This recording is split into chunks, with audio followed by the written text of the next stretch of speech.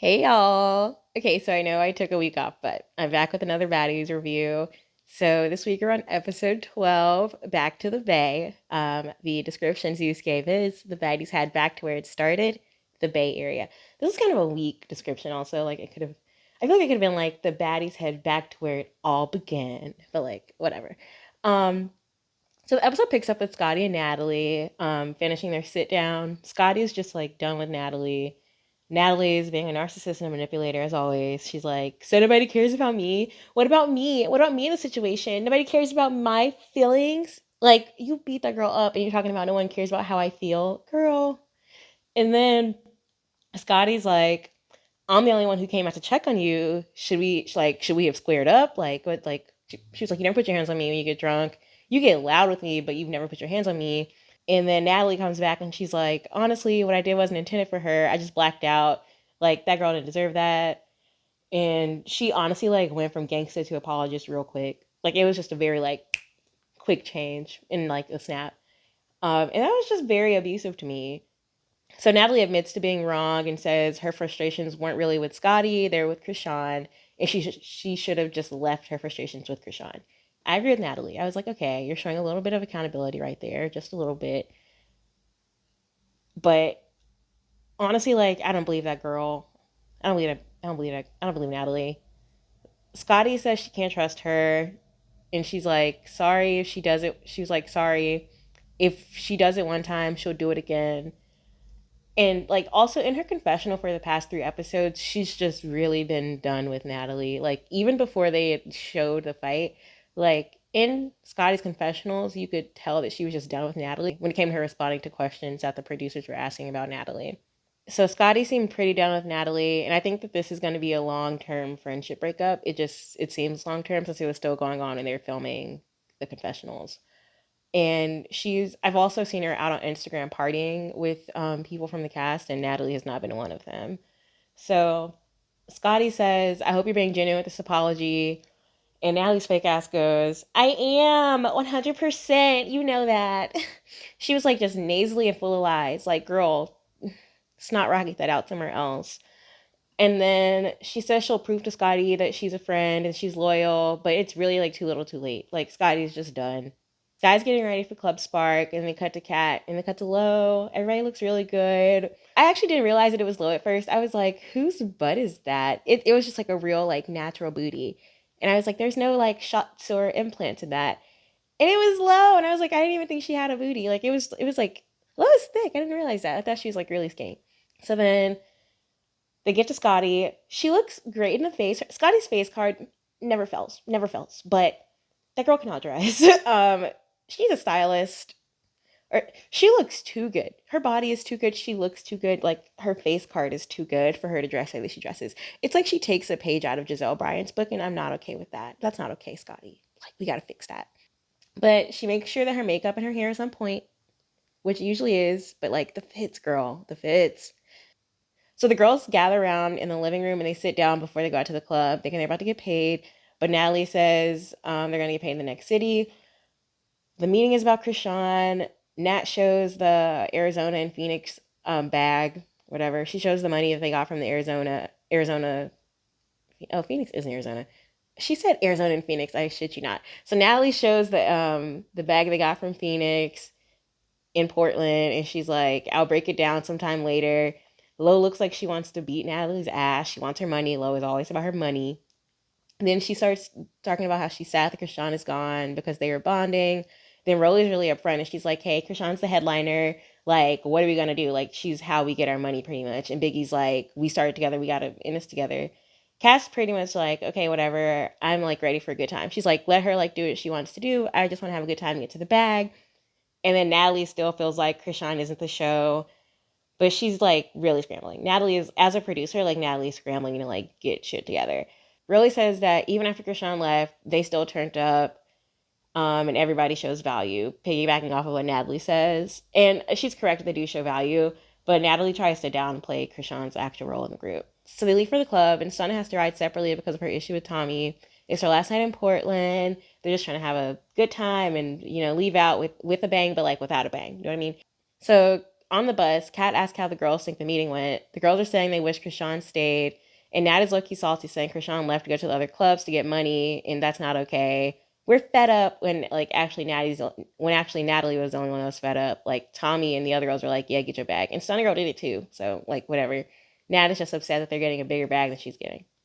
So Nat starts talking about Scotty. She's like, that's my friend. I shouldn't do what I did to her last night. And Scotty's like, I'm keeping my distance. So Natalie says Krishan's energy brings these things, and that's what caused her to put her hands on Scotty. And I'm just like, have some accountability, girl. Like, whatever. So then she starts talking about this text that Krishan sent, telling Krishan to take accountability. Girl, please, like, take your own advice. So then Biggie's like, you have club friends, you have house friends, you have diary friends. Like, keep them where they're at, keep them separate. Like, but don't have one friend for all. Like, it just doesn't work like that. Which I disagree with to an extent. In their line of work, I understand what she's saying. Rolly's like, some of the girls are glad that Krishan is gone, but they're not as entertaining as me or her. So it doesn't really make a difference. I just want everybody to pray on Krishan's downfall. So Tommy's like, whatever. I don't care that she's gone. She's not for me, and I'm not entertaining nothing that's not for me. And she says that she doesn't know Krishan like that. So they arrive to the club. A fan is fighting security before they even get in. The club is packed. Rolly says she misjudged Portland because it's like actually a really good time and they could like turn up. Sky looks like she's having a hard time getting set up once they get inside the club. And then Biggie and Stunna are yelling at the crowd. She's like, y'all need to calm down. We about to be out. We not gonna perform. And Natalie's screaming for the fans to calm down. The promoter yells and he's like, chill the fuck out. Y'all act like y'all ain't never seen no bad bitches before. And then Stunna's like, I don't know what type of drugs these motherfuckers on, but they gotta be a good one. And Razor's like, the fans tore down the Baddies West backdrop, so they can't do the meet and greet. Rolly says they can't do performances and they're about to leave. And then a big crowd tussle breaks out. I hear Rolly yelling, stop that fighting. And then she's like, these people don't even care about the baddies on like at this point. Like they're just trying to like get their licks in. So Lo's like, why are you coming out to tussle? Like, we're not here to do that. That's not like that don't make you a baddie. So Natalie and Tommy, they're like, okay, y'all, we can't perform. Tommy's yelling, like, y'all jeopardizing our bag. We wouldn't stop y'all bag, don't stop ours. That goes on for like a little bit. And then Rolly starts performing. Her voice sounds like her performance voice sounds really different from her speaking voice. In a way, like in an auto tune kind of way, but it's not bad. I like Rolly's rapping, so it doesn't matter. So then Stunna goes on next. She does her hand, and then she did really good. The crowd knew her music, of course they would, because they were on the West Coast. And then Tommy went on after. No one was singing the Tommy songs, which like I mean Tommy's from the East Coast, and like honestly like I'm from the East Coast and I didn't know Tommy's music, so. But I love Pressure. It's a really good song. There was somebody twerking when Stunna was doing rotation, and that person stopped twerking when Tommy was doing Pressure. But they were just like on their phone. It wasn't like a shade thing. Oh, and then Lo went on. Lo's song is so good. I think I'm gonna add it to my playlist. And it looked like she was the closer, unless that was editing. And she also mentioned Area 21 in her song, which is really funny. The ladies are back in the Bay. It's a really horrible transition on Zeus's part. Really thinks the audition people like want to like duke it out with them. Stun is like, I feel right at home. These are my stumping grounds. She called Portland ghetto, and she was like, but it's a different type of ghetto. She was like, they were tussling. Like, where the blickies at? Like, and I'm like, girl, that's your problem. Like, we all want to leave alive, so let the tussle happen.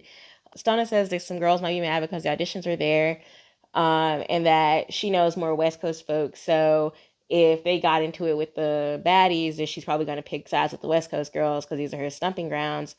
And she feels like more West Coast girls should have been picked, and the Biggie and Razor should have been left off. And Razor's like, these West Coast girls don't like me. She's like, I know how these Bay girls come in. So then Stun is like, if they get their ass beat, I ain't got nothing to do with that. If some pop off, I'm fine. If some pop off, I'm tussling with my Oakland baddies, not the cast. Just being honest. And that's like, this ain't that type of city, and they should be in and out of the club. She's like, we can't just hang around after the club. Like, we got to be in and out. Like, this ain't that. They own that kind of time. So then they pull up to the house. You can see the Golden Gate Bridge across the street. It's on the marina, and it's really beautiful. I'm so glad that Kat was like, we're on the marina. Like, that lets me know that Kat, like, really has class. Because all the other girls are like, we're on the water. And then Stunna's like, I'm a water baby. I love the water. Y'all know I love the water.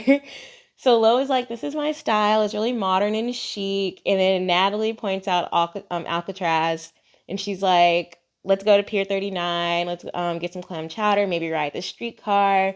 Tommy just really seems over everything. And I think that she felt unsafe in the bay. She felt like she was gonna be set up by Stun and her people. So she's like, I'm gonna leave. I'm gonna get my nails done. She's like, they talking about eating clam chowder. Like, suck my. I'm finna get my nails done. So then Stun is like, Tommy's scared. I'm just trying to get to the bag. I don't care if Tommy's coming. And Scotty also feels the same way. She's like, I'm just gonna get to the bag. Like, nothing's gonna happen. So then Stun is like, Tommy all pressured up because she been plotting all season. You walking on thin ice. Keep walking. Stun just has so many quotables. Like, oh my gosh. So then they get ready for the club. Tommy walks back in. She's all mad because her bags are by the door. She comes storming in with her assistant. And this honestly just seems like set up. It seems fake to me. It really just seems fake. So I don't really want to dwell on it too long. Someone off screen is like, no one said to leave your bags right there. We just didn't move them. She starts like scratching security, like being very childish. She's just acting like a child. And then she tried to tussle with the female security guard. And there were like 5 to 6 people blocking her from getting upstairs to Natalie's room. She claims her assistant was hit, and then her assistant confirmed that she wasn't. And then Tommy's honestly just like trying to get security fired at this point. So she looks white powdered up, if I'm being quite honest. And then her assistant is huffing and puffing. She's like, even though nobody touched her. So security's like, Natalie stuff is by the door too. They're going off and they're like, nobody's else stuff is by the door. It's just Tommy's. Like, stop playing. And then security's like, yeah, that's handled. If you don't know nothing, don't say nothing. Like, stop talking to the assistant.